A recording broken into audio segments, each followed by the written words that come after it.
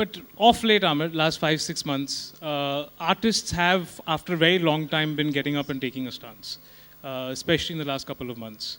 Um, your thoughts about the stance some of your contemporaries have taken, and even other artists, not just actors?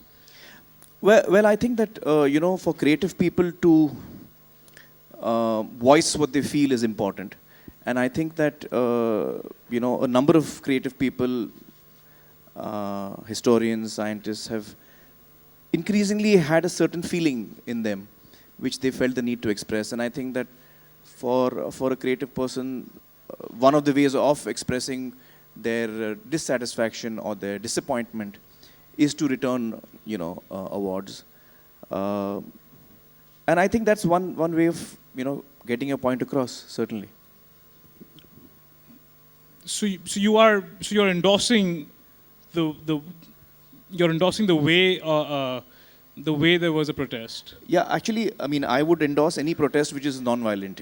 As long as you don't start beating up people and as long as you don't resort to violence, then, all individuals have a right to protest, and they can protest in any manner that they feel is right, as long as they're not physically harming anybody or taking law into their own hands. And this is certainly a way to protest.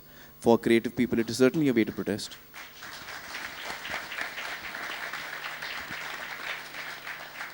But are you, Aamir, are you agreeing with the protest? Do you think it's called for, or is it premature? Well, I think, if I'm not mistaken, there are so many people here in this room who are much more knowledgeable than me, so I feel a little intimidated actually speaking in front of all of you. But my understanding is that a lot of the creative fraternity was protesting because of the growing discomfort that they felt, or the growing atmosphere of intolerance that they felt around them, a growing sense of insecurity and disappointment with that. And as a result, that was their way of showing that they are not happy with the situation. As an individual myself, as a part of this country, as a citizen, we read in the papers what's happening, we see on news what's happening, and certainly I've also been alarmed. I can't deny that I have been alarmed by a number of incidents. And, it's for any society, it's very important to have a sense of security. There will be acts of violence anywhere in the world, and they would be there for different reasons. But for us as a society, as Indians, to feel a sense of security, 2-3 things are very important, I personally feel. One is a sense of justice. So if there is a wrong step that anyone takes, then correct justice is given out for or against that person. That gives a lot of sense of security to the common man. The common man feels that if someone does wrong, then justice will take its due course. That is one.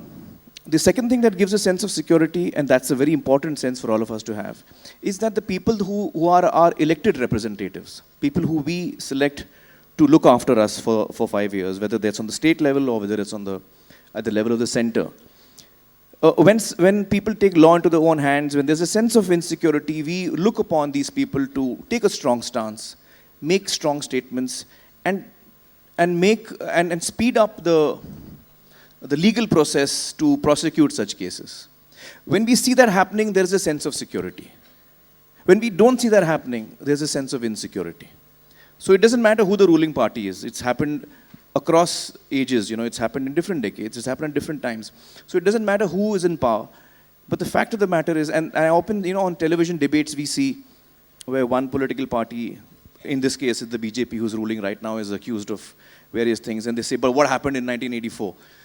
But that doesn't make right what's happening now. And what happened in 84 was disastrous. What happened in 1984 was horrendous. And what is happening, at other times also through the ages, whenever there is a violent act, when an innocent person is killed, whether it's even one single person or a collection of people, that's very unfortunate. And in these unfortunate moments, these are the moments that we look to our leaders to take a strong step, whether they're on the state level or at the center, make statements which are reassuring to us as citizens of the country. That's what we look for, yeah.